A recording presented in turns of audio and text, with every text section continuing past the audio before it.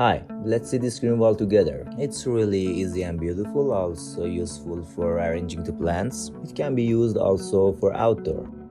Other stuff here have their own video in our channel. Also, this bed mechanism is worth watching.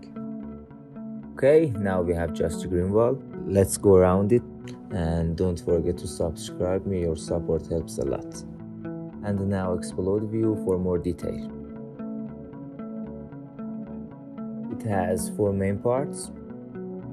First one is a vertical wooden column with 7 holes. Second one is a double layer polypropylene fabric. Third one horizontal branches. And last one a plant saucer.